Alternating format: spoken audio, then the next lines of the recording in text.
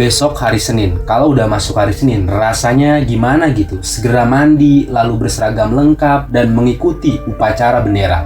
Itu saya di kala sekolah dulu, secara pribadi. Kadang saya suka mikir, kenapa ya kita harus sekolah? Bisa nggak kalau libur yang lama? Itu pertanyaan saya sewaktu kecil dulu. Pengen banget libur panjang, tanpa ada PR, tanpa mengerjakan tugas-tugas, rasanya indah banget. Namun, semua hayalan itu langsung terhenti ketika ada suatu keyakinan. Sekolah yang rajin, biar besok dapat kerja yang layak. Sahabat pernah juga punya keyakinan itu. Bisa jadi, setelah itu akan muncul suatu pertanyaan, kenapa ya kita harus sekolah? Pertama, dapat ilmu. Ya, dapat ilmu.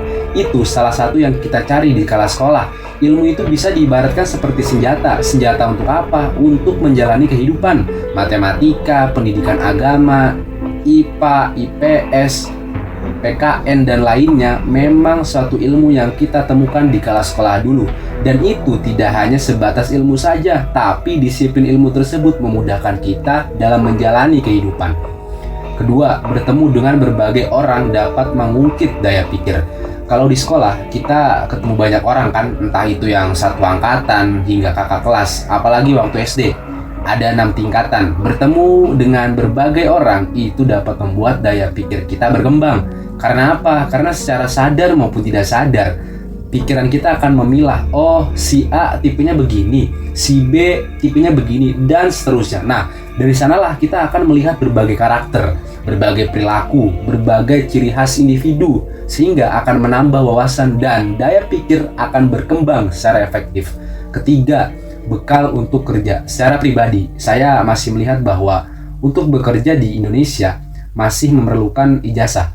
Meskipun tidak semuanya ya, ketika telah menyelesaikan di setiap jenjang pendidikan, kita akan mendapatkan ijazah dan biasanya nilai sekolah akan dilihat oleh para pemberi kerja. Keempat, mendorong sahabat untuk bermasyarakat. Sekolah itu ibarat lingkungan masyarakat. Di sekolah terdapat struktur organisasi, mulai dari kepala sekolah, bahkan sampai di kelas pun biasanya ada organisasi. Di kelas, di kelas, seperti ada ketua kelas, sekretaris, bendahara, dan lainnya. Itu adalah organisasi. Dan dalam sekolah ada berapa kelas? Lumayan kan?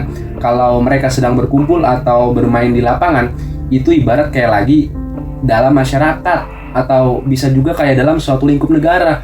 Ya, itu tergantung bagaimana kita memaknai sebagai pembelajaran aja, tapi intinya kita diajarkan bermasyarakat dalam lingkup sekolah. Di akhir video saya mau menyampaikan bahwa mungkin pergi ke sekolah terkadang males sekali, namun teruntuk yang masih bisa bersekolah, kita tetap bersyukur. Dan kita tidak boleh pelit terhadap ilmu yang telah didapatkan. Mungkin di luar sana masih ada yang belum bisa pergi ke sekolah. Maka kita bisa membagikan ilmu yang telah didapat kepada mereka. Sebagai anak bangsa, kita memang selalu bersama-sama dalam membangun peradaban. Jangan sampai kita mudah dipecah belah, jangan sampai kita mudah diadu domba. Kita senantiasa menghargai atas seluruh jasa pahlawan, atas jasa seluruh lapisan masyarakat yang telah mewujudkan kemerdekaan pada negara ini. Sehingga sampai detik ini kita bisa nyaman dalam melakukan kegiatan, termasuk kegiatan pembelajaran. Oke, sukses selalu untuk sahabat semua. Jika kita lelah, maka kalimat "aku butuh istirahat" ucapan saja. Nggak apa-apa kita bilang lelah, nggak apa-apa bilang capek, karena kita butuh istirahat untuk menjadi lebih kuat.